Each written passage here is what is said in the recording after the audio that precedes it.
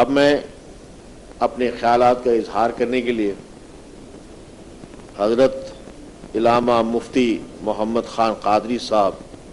محتمم جامعہ اسلامیہ لاہور سے گزارش کرتا ہوں کہ وہ آئیں اور اپنے خیالات کا اظہار کریں۔ حضرت علامہ مفتی محمد خان قادری صاحب۔ بسم اللہ الرحمن الرحیم۔ اہل علم و دانش، آپ لوگ سارے غور و فکر کرنے والے ہیں اور چند لفظوں میں بات سمجھنے والے ہیں۔ میں 3-4 گزارشات کرنا چاہتا ہوں۔ سب سے پہلے تو میں سائے اتحاد امت کے پروگراموں کو ملک میں خوش آمدید اور ان کے ساتھ ہر طرح تعاون کرنے کا اعلان اور یہ خدمت کرنے کا عہد کریں گے۔ سب سے پہلی بات یہ ہے، ہمارے معاشرے میں جس آدمی کا جو شعبہ ہے وہ اسی میں رہنے کی کوشش کریں۔ اپنے اپنے شعبے سے جب باہر مداخلت ہم کرتے ہیں تو نقصان ہوتا ہے۔ یہ ایک اصولی چیز ہے۔ چلو میں فوج و سیاستدانوں کی بات نہیں کرتا، میں مذہبی بات کر لیتا ہوں کہ جو لوگ اسلام کے جاننے والے نہیں، ان سے گزارش ہے کہ وہ تبلیغ نہ کریں۔ خوارج جنہوں نے اسلام کو نقصان پہنچایا، وہ پتہ نہیں اور کس شے کے ماہر تھے یا نہیں تھے، ان کے بارے میں اہل علم نے 2 باتیں کہی ہیں کہ وہ کم علم تھے اور موٹی عقل کے مالک تھے۔ لکھ کر ان میں اللہ ماشاء اللہ یہ 2 موجود ہیں، اور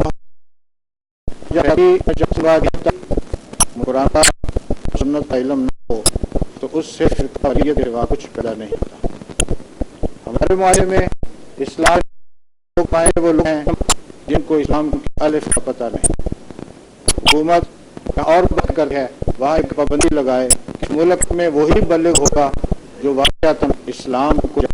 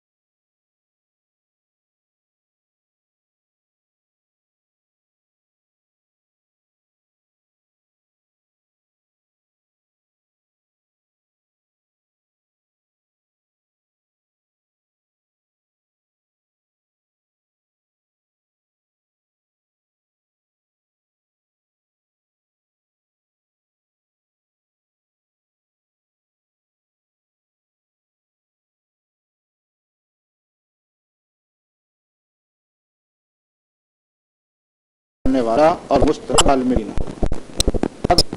دوسری بات میں کہنا چاہتا ہوں کہ جب ہم فرقہ واریت کی بات کرتے ہیں تو ہمارا ذہن مریوں کی طرف جاتا ہے، سیاستدانوں کی طرف کیوں نہیں جاتا؟ اس ملک میں جو سیاسی فرقہ واریت ہے،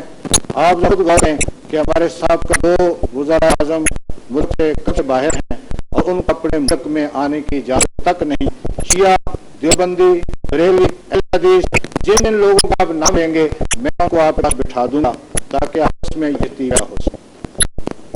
اس سے تنظیم کے جنرل سیکرٹری عالمی تنظیم العارفین کے حضرت صاحبزادہ سلطان احمد علی صاحب میں گزارش کرتا ہوں کہ آئیں اپنے خیال کا اظہار کریں۔ محمد صلی اللہ علیہ وسلم، اما بعد، اعوذ باللہ من الشیطان الرجیم، بسم اللہ الرحمن الرحیم۔ رحمتیں ہیں تیری اغیار کے کاشانوں پر، برق گرتی ہے تو بیچارے مسلمانوں پر۔ جناب صدر محفل، مہمان خصوصی، دیگر معزز مہمانان گرامی، بالخصوص سرتاج ما و فخر ما علماء کرام مشائخ عظام، السلام علیکم ورحمۃ اللہ۔ میں آپ تمام حضرات کا بہت مشکور ہوں کہ آپ تشریف لائے اور اس قومی اسلامی یکجہتی میں شامل ہوئے، کیونکہ یہ ایک صحیح ہے امت کو متحد کرنے کی اور ان کو اکٹھا کرنے کی، جس میں صرف مسلک یا مساجد ان چیز کو متحد کرنے کی نہیں، یا مدارس کو یا گدیوں کو متحد کرنے کی نہیں، بلکہ جتنی بھی امت مسلمہ ہے ان کو، جتنے بھی ممالک ہیں ان سب کو متحد کرنے کی ضرورت ہے۔ اور اگر اس کے ایک چھوٹا سا تجزیہ کیا جائے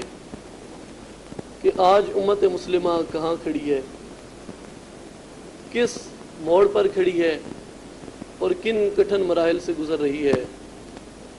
تو میں سمجھتا ہوں بڑے ہی شرم سے اور جھکے سر سے مجھے یہ بات کرنی پڑتی ہے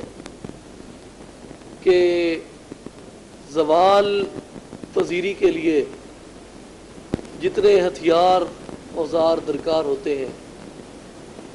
اور جتنے بھی چیزیں اور جتنی بھی اشیاء زوال کی طرف جانے کے لیے درکار ہوتی ہیں، چاہیے ہوتی ہیں، بڑی یہ ہماری بدقسمتی ہے کہ وہ تمام کی تمام ہمارے اندر موجود ہیں۔ اور اس کا رزلٹ آج ہمارے سامنے ہے کہ جتنی تباہی مسلمانوں میں ہو رہی ہے، اگر ہم تھوڑا سا پیچھے جائیں کہ قبل از مسیح جتنے بھی تہذیب یافتہ اقوام تھیں اور جتنے بھی تہذیب یافتہ لوگ تھے، ان کا اگر ہم ایک چھوٹا سا جائزہ لیں اور ایک لمحے کے لیے اگر ہم یہ تصور کر لیں کہ وہ جتنی بھی تہذیبیں تھیں یا وہ جتنے بھی لوگ تھے، ان کو اگر ہم یہ سوچ لیں کہ وہ ہمارے نبی آقا علیہ الصلوۃ والسلام کے امتی تھے، تو میں سمجھتا ہوں کہ ہمیں آج کے جو انتشار ہمارے اندر موجود ہے اور جس قسم کی قیادتیں ہمارے اندر ہیں، ان سے وہ بہت احسن بلکہ مکمل نظر آتے ہیں۔ اور کوئی بھی پوری دنیا میں، پوری اسلامک ورلڈ کے اندر کوئی بھی ریاست ایسی نہیں ہے جو کہ اسلام کی نظریاتی اساس کی ذمہ داری قبول کرے اور اس چیز کو آگے بڑھائے، اور جو تخیل اور جو تصور بحیثیت ریاست آقا علیہ الصلوۃ والسلام نے پیش فرمایا اس کے اوپر مکمل آئے، تو اس کا بھی ہمیں کوئی نہیں ملتا۔ اس کے دو ہی الزام ٹھہرائے جاتے ہیں کہ ہماری دو قسم کی قیادتیں آئیں اور ان قیادتوں نے آ کر خرابی کی۔ شروع سے لے کے اب تک، یعنی اسلام کے جب سے زوال کا سفر شروع ہوا ہے، اس وقت سے لے کے اب تک دو قسم کے لوگ ہیں جو ہماری قیادت میں آئے، جنہوں نے ہماری قیادت کی۔ ایک کو لبرل کہا جاتا ہے اور دوسروں کو مذہبی کہا جاتا ہے۔ لبرل کو اگر ہم دیکھیں یا لبرل کے اگر ہم اوپر بات کرتے ہیں تو لبرل تو ویسے بھی اسلام سے مستثنا ہے، اس کے پاؤں میں تو ویسے بھی کوئی ایسی شریعت کی زنجیر نہیں ہے، اس کو کبھی شریعت کی سطروں سے اس کے ہاتھوں کو نہیں جکڑا گیا، وہ تو ان تمام چیزوں سے آزاد ہوتا ہے،